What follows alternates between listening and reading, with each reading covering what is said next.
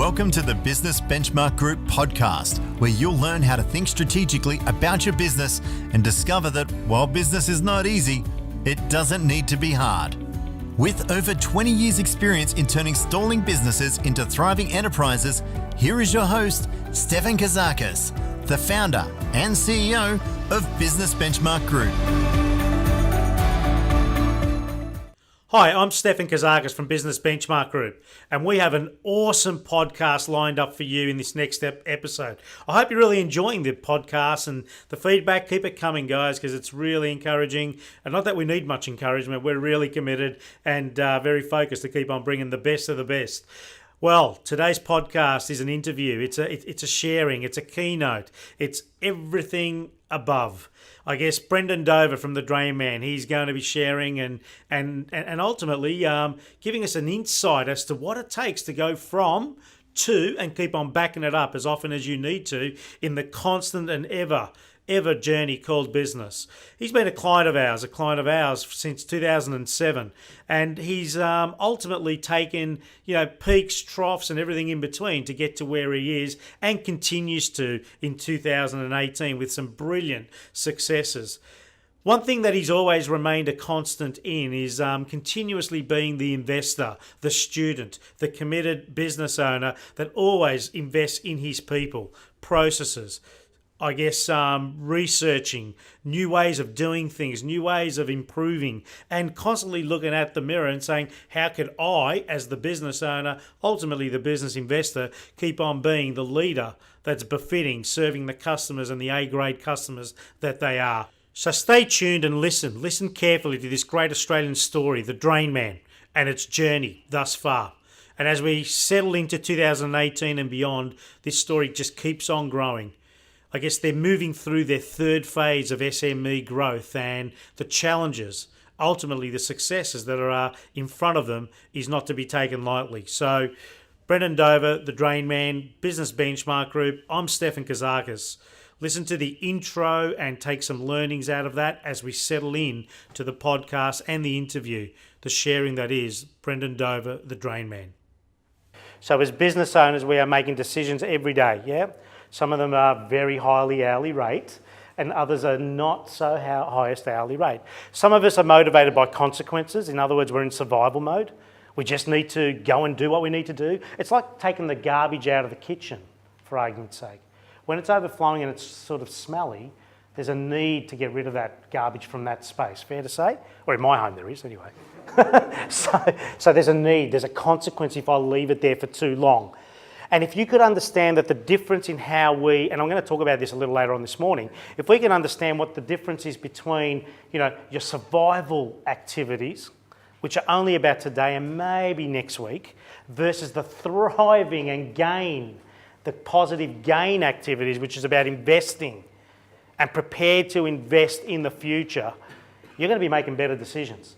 When you have clarity around where it is that you are going to, what it is that's important to you, when you have people that are uncompromising and non-negotiable on your team about where we're going in the future, you've got a better chance of getting into something called the future that's going to be different to, in most cases, the past.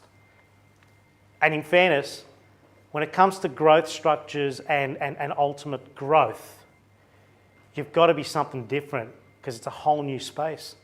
And you need to be a very different leader with a very different plan and a very, very different set of rules to be able to do that. And discipline as individuals, disciplines as teams is critical. Does that make sense?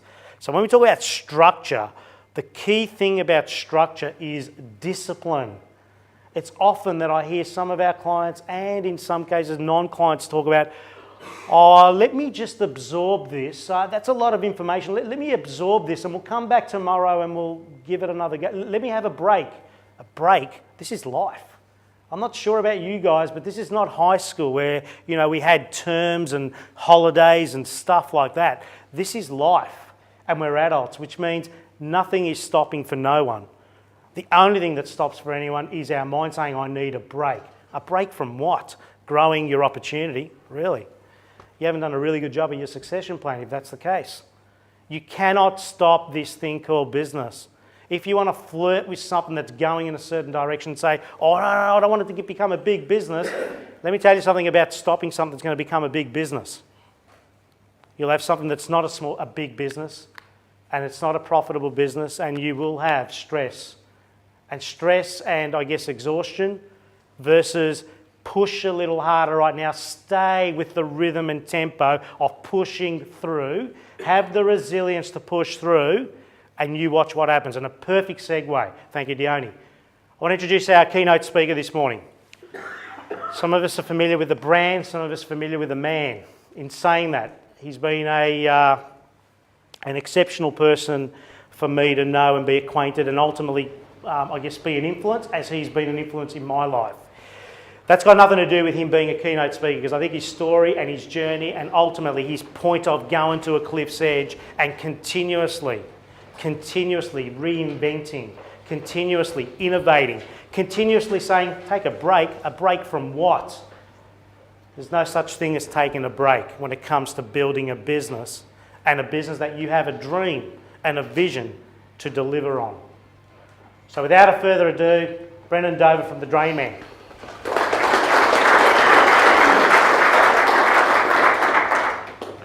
Kind words, mate. Cheers. Kind words. When you work with Steph a fair bit, they come in time when you've done the hard work. No excuses, no bullshit, no carrying on. And if you're a little bit soft, you're not going to go well with me. Simple as that. I've had a number of my fellow licensees in a business say to me, geez, you're aggressive. I'd rather say I'm intense. In 2001, I started this business, and in 2015, I am growing this business. There is a remarkable difference in the attitude. There is a remarkable difference in the mindset of what I do every day. I've got some young kids. The youngest of them, young Patrick, is 3. And at 5:45 this morning when I was walking out the front door, he said to me, Daddy, why do you have to go to work? What a question. From a 3-year-old. From a 3-year-old. So it starts you thinking, doesn't it? Why do you go to work? Why do you have to go to work? Do you have to go to work? As a business owner, as a leader, of course you do. So in 2006, I'm sitting there with a business and I'm thinking, I'm a plumber.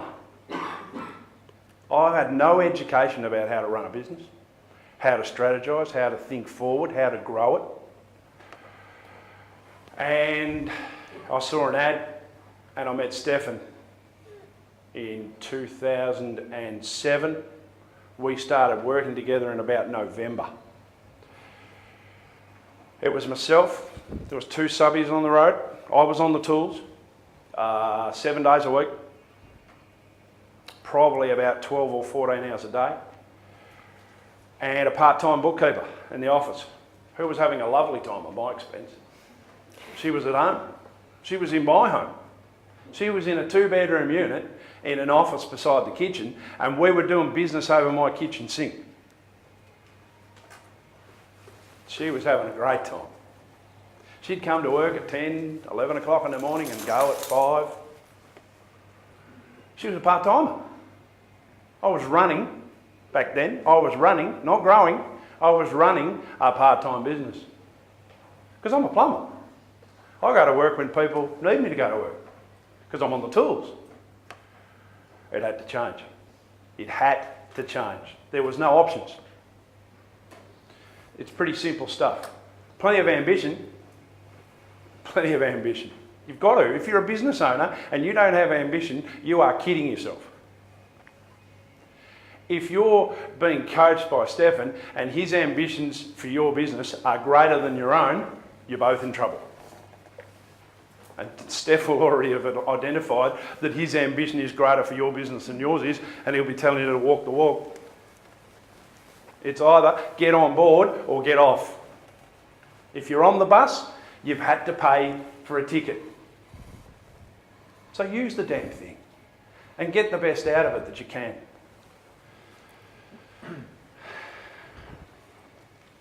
In operational structure, it's pretty important to identify the key parts of your business. And without people, 99% of businesses are dead in the water. Your team is your most valuable asset. Get them on the same page. Everybody has to be on the same page. There has to be a common goal. Everybody has to understand why we're coming to work today.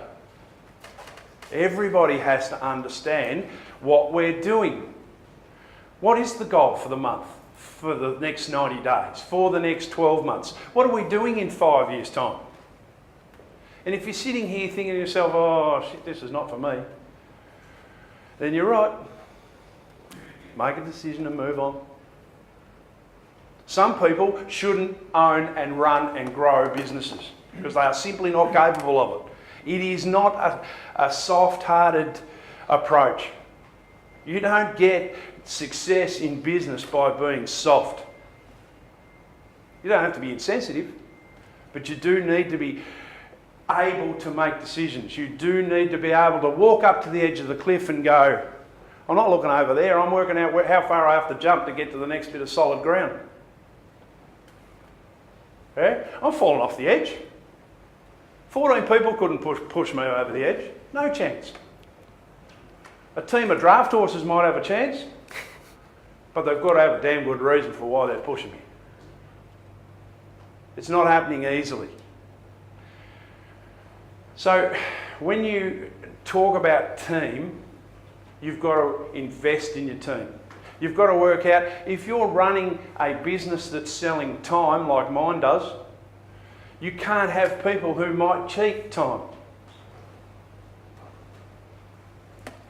So it's employees or it's subbies. Subbies who can cost you more money than just stealing time. They can steal clients. They can steal clients from a number of different perspectives.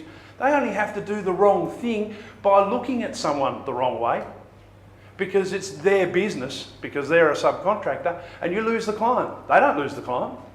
You lose the client. So it's very important to understand that. Marketing. It's Yellow Pages or something like Yellow Pages, and I use this example because I think Yellow Pages is pretty much dead, even online. Versus test and measure.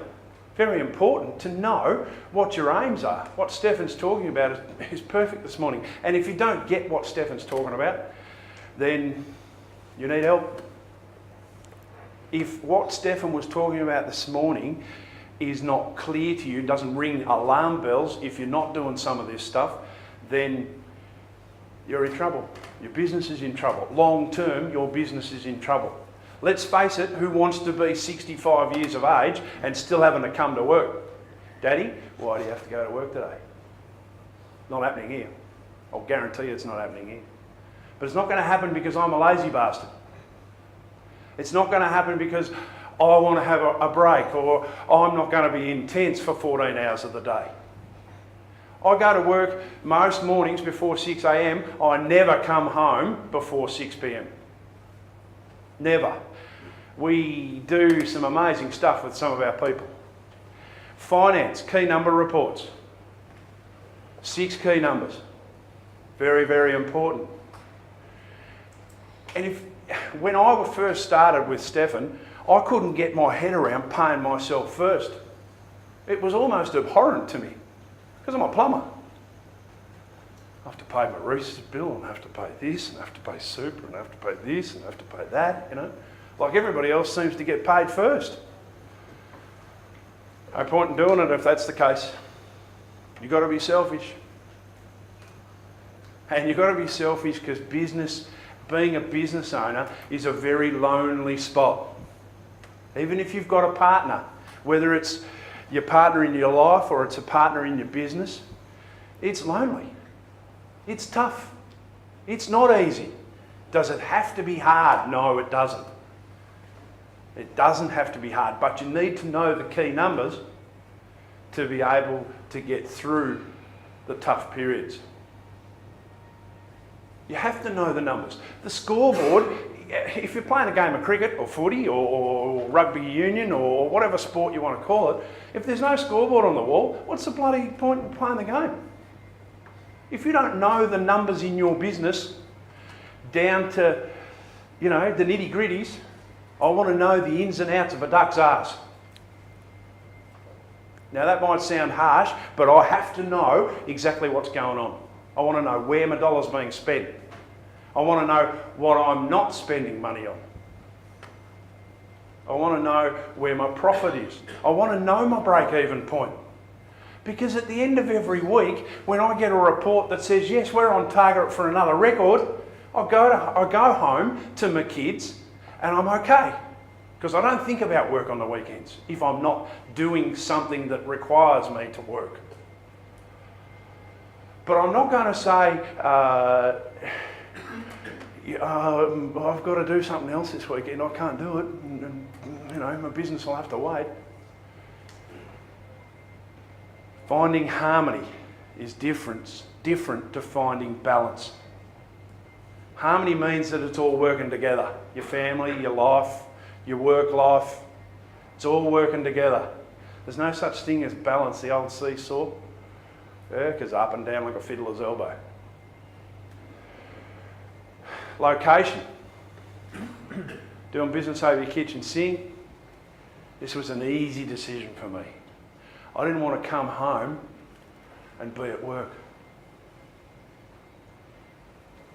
You can't have structure running a business from home unless you have a lot of discipline. But then if you've got that much discipline, you probably won't be able to make a decision because you're always at home or you're always at work. And there's got to be a demarcation. You can't grow a team over a kitchen sink. You can't grow your people over a kitchen sink.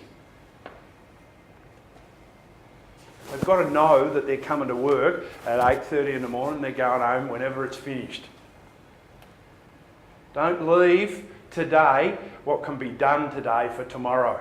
I was in New York in 2008 and I saw a billboard and it had the Nike tick at the bottom, and that's the only reason I knew that it was there, that it was Nike. And it simply said, yesterday you said tomorrow. How powerful is that? As a message to your potential customers, yesterday you said tomorrow. So I can't go for a run tomorrow because I haven't bought my shoes yet. Pretty simple, isn't it? The messages in business need to be simple. They have to be simple. They can't be complicated. You've got to dumb it down. You've really got to make it so simple that everybody can understand. And that's why the common goal has to be simple.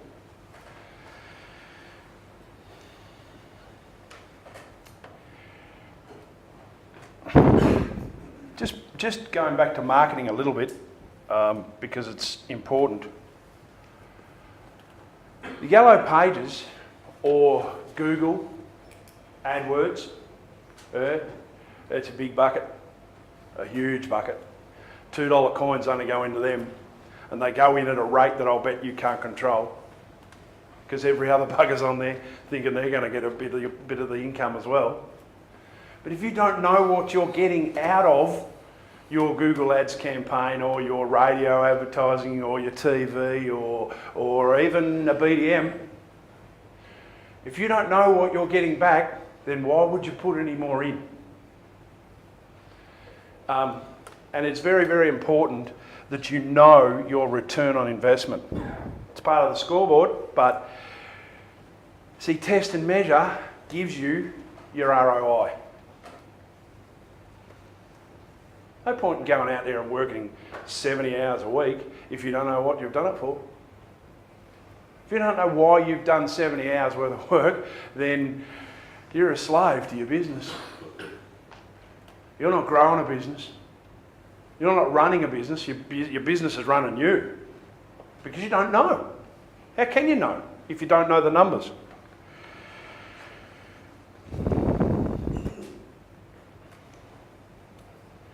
Investment in our people. Costly, challenging, and a key. There must be alignment between the leader, the suppliers, the customers, and the team. There has to be an alignment. Your people are so important, and if you get it wrong, it's costly. If you get it right, it reduces stress. And then, when you don't have the stress, you can put effort into growing your business. You can put more effort when you've got the right people into growing more of the right people. I've seen young blokes, plumbers, who have just come out of their time. They're probably, just finished their apprenticeship. And in 4 years, I've worked with them, and the difference is like amazing. And it's a buzz for me. It makes what I do worthwhile. You'll get an old dog, and you might not be able to teach old dog new tricks, but if you just show that you care, if you demonstrate that you care about people, they will grow. It's important, very, very important. Our niche. Know what your niche is. Develop your niche. There is something that each and every one of us as business owners is very, very good at. Is there any concreters in the room? Any people who work with concreters? 1, 2. Okay, interesting. And they build from the ground up. They also do a lot of damage to drains, which is why I asked the question. Because I want to know who they are, so I can go and attack them and find out how to get work off them. Because when they're building things, they break PVC pipe, and we have to come along and repair it. See how I think about strategy? I ask questions. I ask questions that identify my niche. Knowing I'm a plumber and I can take on hot water, cold water, roofing, sewer, tap repairs, bathroom renovations, so I can do all sorts of stuff. But I really, really drove down to drain clearing. And then in 2008, I became a reliner because I don't want to dig any more holes. And I took Steph's advice. If you're in a hole, stop digging. Stop digging. It's hard work. It's risky. And some people don't get it. So you have to educate your customers to understand your niche. Because you understand your niche. If you're a business owner, in your business, you're an industry expert. And if you're not, you should be. But if you're an industry expert, then half of being an expert is teaching other people about what you do. Very, very important that you know and invest in your niche. What is it? And if you don't know what it is, there's nothing wrong with that. Find out what it is. Find out what your niche is. Find out what you're really, really good at if you're a locksmith. And is there something in plumbing, and I notice there's a few plumbers in the room, if there's something in plumbing that you're really good at and you can get a better hourly rate, then invest in it.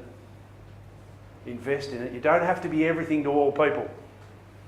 You certainly don't have to be at people's demands. If you've got C and D grade clients, and we're talking about workflow here, if you've got C and D grade clients, then I would be suggesting you spend some of your time getting rid of them, doing less work for more profit.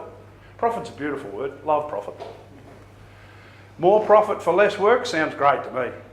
We're on a road to a winner. You don't need C and D graders. They're a pain in the arse. They cost you money. Identify who they are and get rid of them. You will not believe the difference in your daily work of what you do. Surrounding myself with people who are better than me. I've always said people who are smarter than me because I'm a plumber. And I'm a pretty simple human being. I'm a driven human being. I'm intense. But there's a lot of people out there who are pretty smart at what they do. Yeah?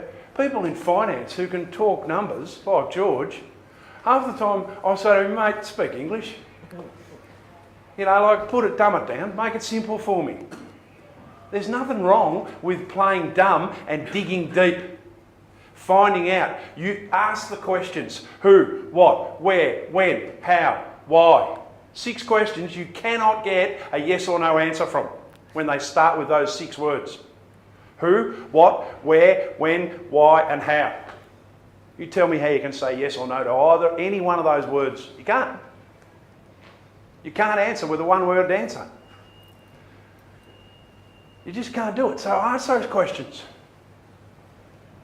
Surround yourself with the people that are smarter than you. There's nothing wrong with being surrounded by people who are much smarter than you because you rely on your people. It's very, very important. They're big decisions every day. There should be big decisions every day. We continue to grow our people. Most important that you continue to grow your people. You have to grow your people because the business is growing. So everybody in the business has to grow with the business. You don't have to deliver Penfolds Grange, Steph's saying. But if you actually are, then make sure you have a damn good decanter. Don't put that Grange into a shit decanter. Because the customer's going to sit there and go, this bloke doesn't know what he's talking about. I'm paying X hundreds of dollars for dinner tonight and I'm not getting what I need, what I want. Grow your niche. Understand your niche, grow your niche. Find out that there's a product out there that expands what you deliver. Growing your niche adds value. Adding value to your customers, for your customers, is very, very important. Some people say to me on the phone, when I used to answer phones on weekends, geez, you're bloody expensive. I'd rather say, we are expensive, yeah, no doubt. I've got no problem with that. We are expensive and we'll continue to be the most expensive. But Jesus, we're good value.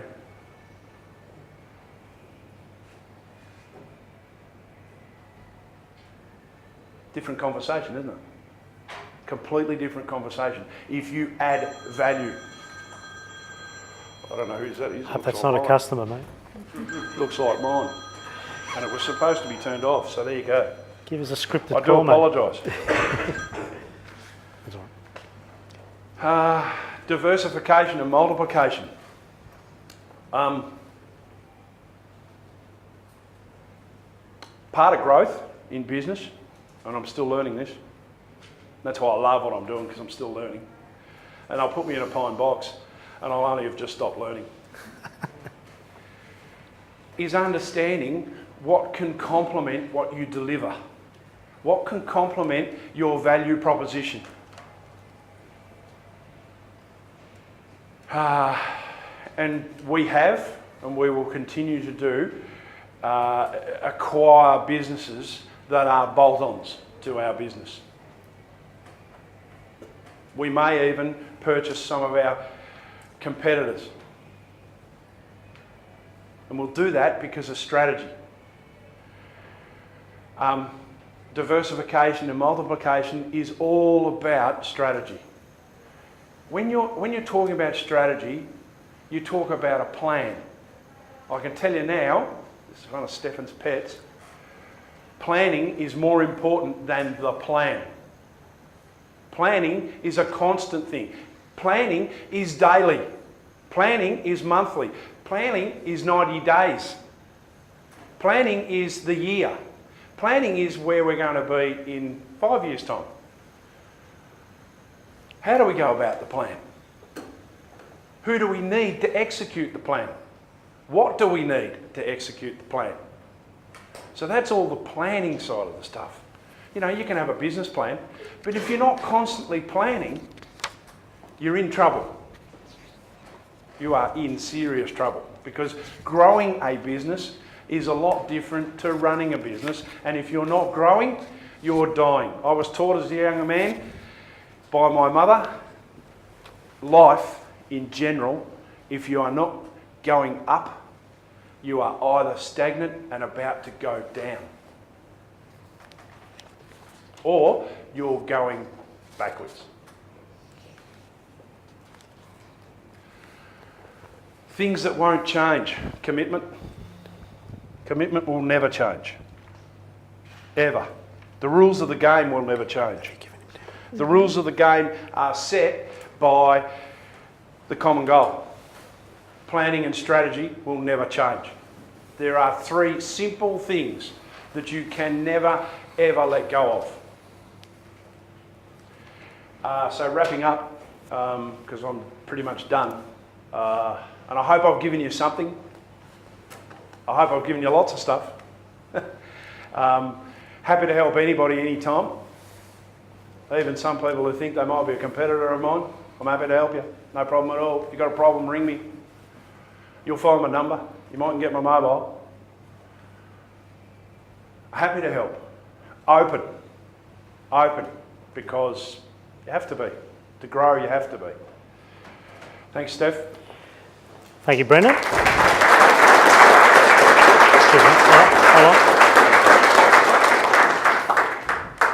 Questions? I mean, this is a business that at least 3 times in the last 7 years has, really pushed the boundary and flirted with rolling the dice with a plan B all the time. That's why we still survive, right? But to go to the next level, this business has rolled the dice at least 3 times at critical moments to break through. And to break through, you need to break down, or you need to break with, or you need to break apart. But if you're pushing to a higher level, if you're pushing to a new level, if you're pushing to what should be, for whatever your version is, a benchmark level, as in it's uncommon ground, there's got to be things about that, not only as individuals, but as a business, our personality and our identity as a business, which are critical. So it's fair to say what got us here will not get us there. However, the things that got us here, particularly the good things, the winning ticks in a box things, they do need to come with you. So questions for Brendan? Anyone got any questions? Yep. Yes? Brendan, what's your ROI on your radio advertising on paid? Fantastic. 3RW is a very, the listeners of 3RW are very, very loyal. They're older, so they understand value. And if we're operating at less than $6 for every dollar we spend, we're in trouble. We've also worked out exactly what we need to spend to get a certain number of inquiries per month, to the dollar. It's not, it might be X dollars, it's to the dollar. And every time we put an ad on the radio, we know exactly what it's going to cost. How long did it take you to get there? How long did it take you to get there? Oh, 5 or 6 years. How many properties could you have purchased in the same investment? Depends on how much you're paying for them. At least 3. And in fairness to that question, because that's the choice, yeah? Do I put my money somewhere else, or do I put it into here because I believe in what I'm growing? And am I being disciplined to test and measure? Am I disciplined at understanding return on investment is your choice? Mine would be return on the asset. Will this help my asset be better utilised? And ultimately, to get to the point where, businesses like the drayman or the other bloke that sells tiles or blinds, to get to that level where you are subconsciously, you might be heard once in a day and people thought that they've just heard you 4 times in the last 10 minutes. That takes an investment. That's a journey. And you're either on the game or you're not. So my advice for anyone thinking of radio advertising because the drayman does it, unless you're prepared to stay long tail, as in invest what is needed long tail at the level that's needed, don't do it. Is that fair to say, Warwick? Yep. Don't do it. Brendan, what's the goal? The common goal, to get better. There's a slide at the end. It says it's easy to be cheaper. It's much harder to be better. But from a structural perspective, what does that mean? I guess, what does it look like? What is the goal? Your version of the goal today? National exposure. How far are we from that?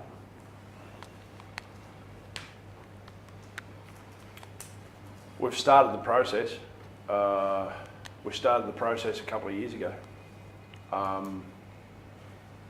We'll move into another state within 12 months. At least one. Why, Would it be this? why do you want I national don't exposure? want. I need it because there's challenges there. There's challenges in understanding the Sydney market and the Adelaide market because they're vastly different. It helps you understand more about your business as you grow. Was there a different question to that? Well, similar to us, we've got that opportunity if we want to do that, but why? Why do we want to do that? If Well, you're because successful you've got to in the want to. Victorian market, You've got to want to. You've got to need to. If you're happy to stay in Melbourne and just be Victoria, let's say, I don't know what you do, but if you're happy with your marketplace, then that's okay. As long as it's giving you what you need. If it's... What's the greatest challenge for taking on the unknown? As in a new territory? people, What sort of people? team, my team. Internal people, Yeah, absolutely. Well, not the external. No, it's internal. It's being able to manage that growth. Managing growth is probably the hardest thing I've had to do. Because you can grow and you can grow and you can grow, and if your balloon doesn't have an outer casing to make sure that the balloon just doesn't keep going and then pop, you're in trouble. And part of what we do is lining. That's exactly what that is. If your bladder isn't controlled, as in the thing we pump air into, it'll just keep expanding. And it'll end up, the bladder will be 60 metres long and your liner's only 4 metres long and you're in the shit. Quite literally. Quite literally, because we line sewer drains. One more question, guys. Jenny? Brendan, you talked a bit about having your team on the same page. Yep. And you've got a very mobile workforce that are out there. Yep. Can you expand a bit more on how you get everyone onto the same page? 100% involved, 100% included. Regular meetings every week if it needs to be. Set a time, Tuesday morning, whatever it is, it's Tuesday morning for us. It's less now than it was. I don't know that that's a good thing long term, but we've got to test and measure. Help them understand the daily grind. The guys that are out there in a truck for the drain man, either singularly or in a team of two, because that's what happens, get pretty involved in their day. They don't see what else is going on around them. For example, a guy who is in what we call stage one, which is clearing and inspecting, and I don't want to go into too much detail, has to provide work for the relining crews. So he has to become a salesperson. And if he's not a salesperson, then he's in trouble because the numbers are sought and delivered on exactly what he's delivering.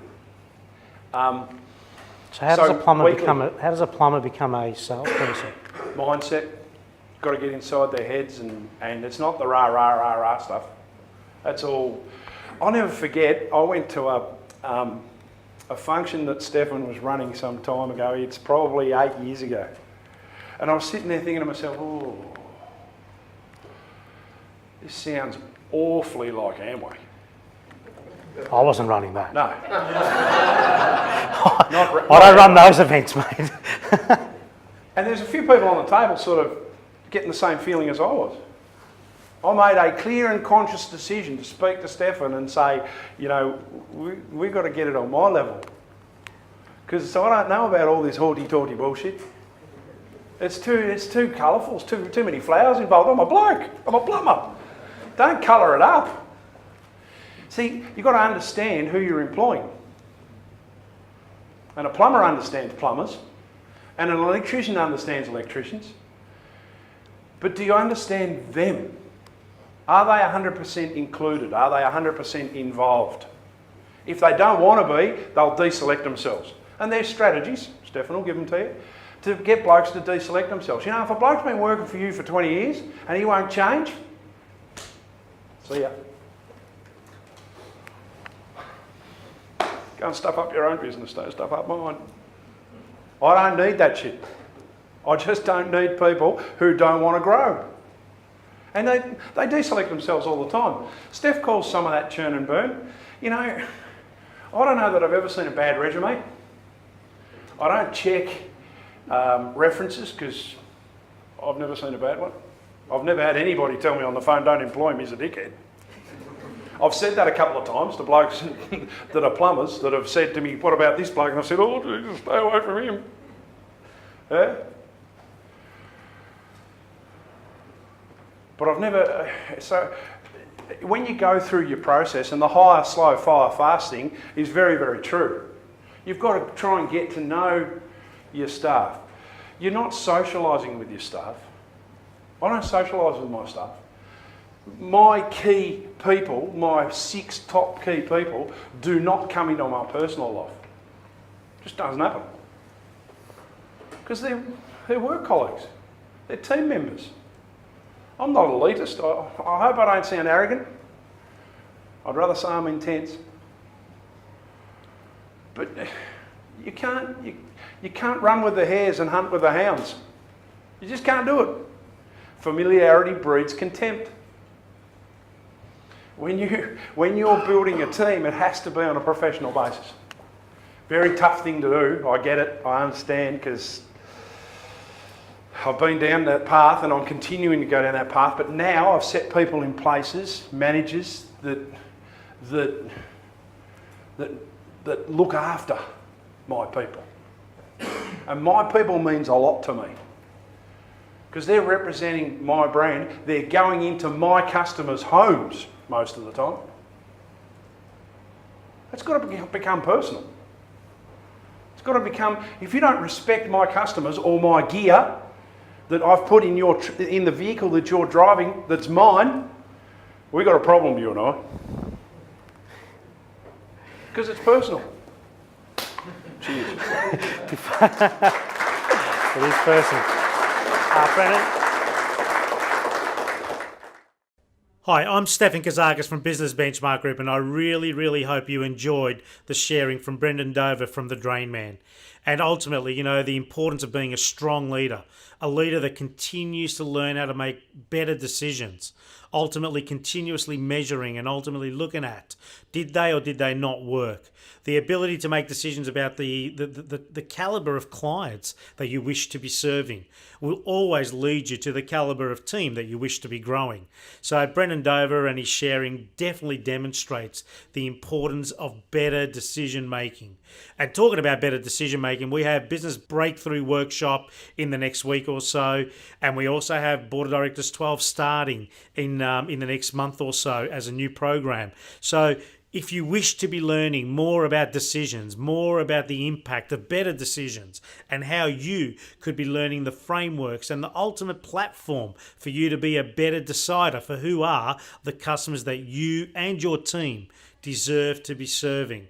All in all, as you grow your great Australian story in this unbelievable country that we live in called Australia, there is one thing that I will leave you with.